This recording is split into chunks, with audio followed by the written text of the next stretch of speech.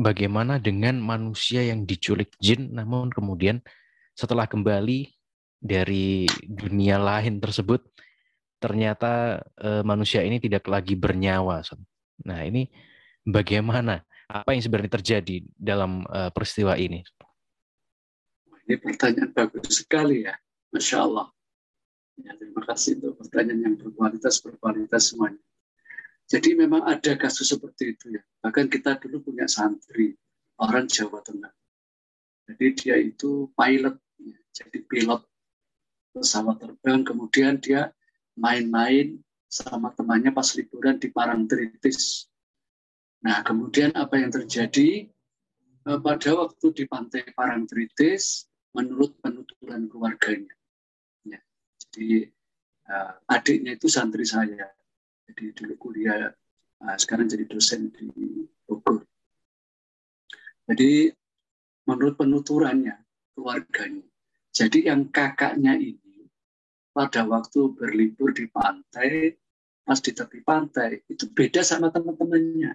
Yang temannya ada yang mainan pasir, main apa. Tapi yang satu ini justru dari tepi terus masuk dikit ke pantai, sampai tenggelam, sampai hilang. Seakan-akan pada waktu itu seperti ada yang manggil. Apa mungkin? Yang mungkin sekali. Ya, mungkin sekali. Jadi peristiwa ini ternyata wallahu a'lam dalam dunia gaib bisa juga dipanggil dari kalangan bangsa-bangsa jin yang ada di lautan yang diajak ke sana. Ya. Kemudian sampai berapa hari kemudian dicari tidak ada, baru 3 hari kemudian umumnya karena mungkin wallahu a'lam karena sudah perutnya sudah besar mengembung gitu, jadi mereka baru ditemukan.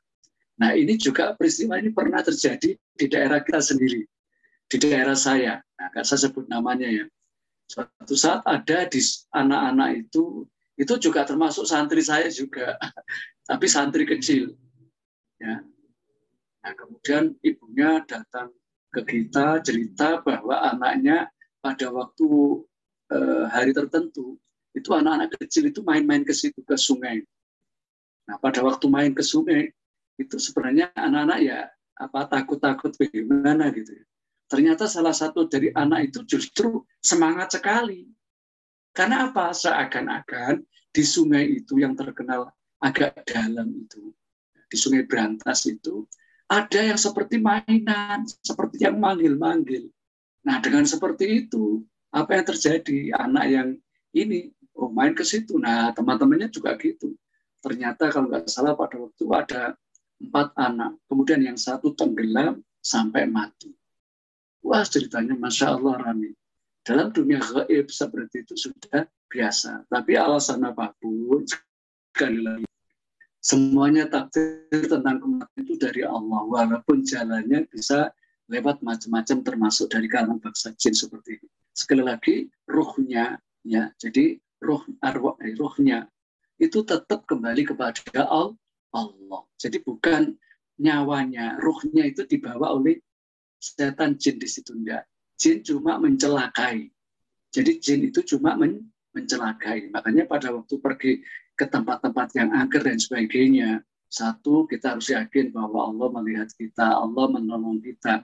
Terus banyak berdoa, terutama membaca a'udzu bikalimatillahi tammati min syarri ma khalaq. Jadi fakta-fakta di lapangan yang pernah kita hadapi sendiri. Dari tetangga kita, dari santri kita, seperti itu. Jadi Masya Allah, jadi setan bikin kematian, iya. Walaupun itu hakikatnya semuanya dari Allah. Ya sebagaimana manusia, misalkan ada manusia yang dicelakai, misalkan dibunuh, dipukul, atau diapakan begitu.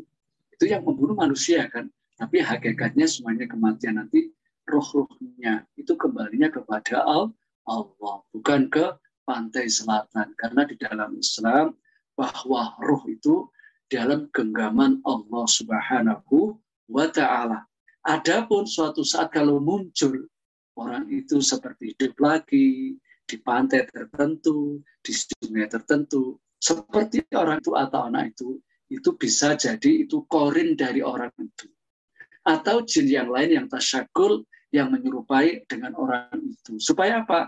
Supaya untuk memunculkan ketakutan, kecemasan, sehingga ujung-ujungnya diberi sesajen.